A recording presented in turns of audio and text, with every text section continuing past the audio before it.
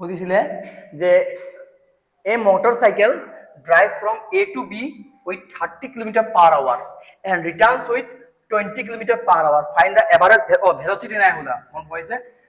velocity নাই হলা average speed সুধিছিলে average speed ঠিক আছে average speedৰ কোৱেশ্চন আছিলে আজি অহা ইন্টাৰেষ্টৰ ডিব্ৰুগড় ডিস্ট্ৰিক্টৰ এই পেপাৰটো আহিছিলে কোৱেশ্চনটো ইজি আছে বহুত আচ্ছা এভাৰেজ স্পিডৰ ফৰ্মুলা তোমাৰ জানিব লাগিব total distance by total time তুমি যে কোৱেশ্চন পঢ়া যে a motorcycle drives from A to B 30 km/h এইটো কিন্তু কি হয় এইটো স্পিড হয় and returns with 20 km speed কিন্তু ইয়াত এভাৰেজ স্পিডৰ ফৰ্মুলা কি হয় total distance by total time ইয়াত ডিসটেন্সও দিয়া নাই না টাইম দিছে কিন্তু তুমি যদি ভালকে চোৱা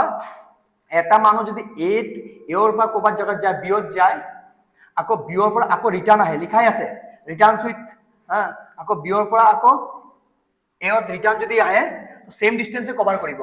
যোৱাৰ টাইমত যদি 20 কিলোমিটাৰ গৈছিলে অহাৰ টাইমত 20 কিলোমিটাৰ কভাৰ ডিসটেন্স কভাৰ কৰিব যদি মই ইয়াত ডিসটেন্স নাজানো যদি তাহলে নহলে আমি ডিসটেন্সটো লেট লব পাৰিম let distance covered distance when distance cover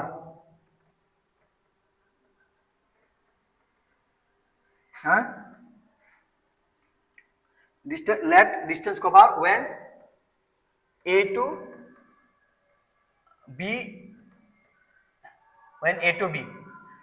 distance cover B D লিখি থৈ দিয়া নাজানো x ললো হ'ব and return back B to A কিমান হ'ব ৰিটাৰ্ন বেক D হ'ব যোৱাৰ টাইমত যদি ডিসটেন্স কভাৰ কৰিছে D অহাৰ টাইমত ডিসটেন্স কিমান কভাৰ কৰিব D এ কভাৰ কৰিব therefore যদি মই ভুলি দিও টোটাল ডিসটেন্স কিমান কভাৰ কৰিছে D plus D কিমান হ'ব যোৱাৰ টাইমত D কভাৰ কৰিছে অহাৰ টাইমত D কভাৰ কৰিছে তো D plus D কিমান হ'ব 2D হ'ব মানে টোটাল ডিসটেন্স মানে আমাৰ ফৰ্মুলা কি এভারেজ স্পিড তো average by total distance by total time distance পাই গলো টোটাল কিমান হয় 2D হয় 2D হয় এতিয়া আমাক কি লাগিব টোটাল ডিসটেন্স হৈ গলে যে টোটাল টাইম লাগিব ঠিক আছে টাইম টেকেন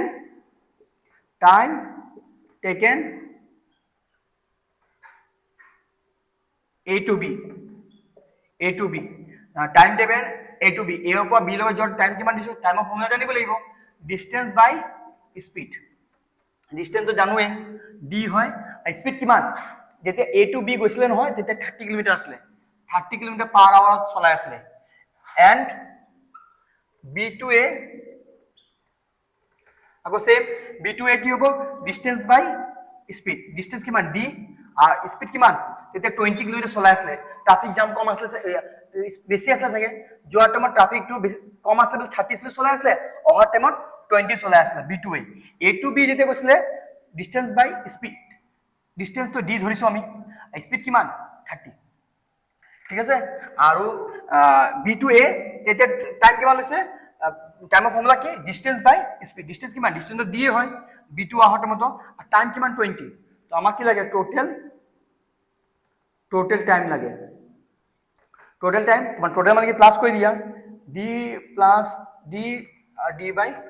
20 এলসিএম কিমান হ'ব 60 32 যা আর 23 যা পটল ইনটু কৰিবা কিমান পালা 5D by 60 5D by 60 plus কৰিলে 5D by 60 আহিব প্লাস কৰিলে এটো কি হয় টোটাল টাইম আচ্ছা টোটাল টাইমও পাই গলো টোটাল ডিসটেন্সও পাই গলো টোটাল টাইম পাই গলো টোটাল ডিসটেন্সও পাই গলো তো এতিয়া এভারেজ স্পিড উলাবলে পাৰিম ফৰ্মুলা কি হয় total distance by total time total distance তো 2D আমি লিখি থৈছোৱে টোটাল ডিসটেন্স 2D হয় আৰু টোটাল টাইম কিমান হয় টোটাল টাইম হয় 5D by 60 হয় একচুয়ালি 60 টো উপৰ লিখি দিয়া D কাট 5 12 যা তো কিমান আছে 24 আৰু এবাৰ স্পিড কৰি আছা তো কিলোমিটাৰ পাৰ আৱাৰ লিখি দিয়া এটো তোমাৰ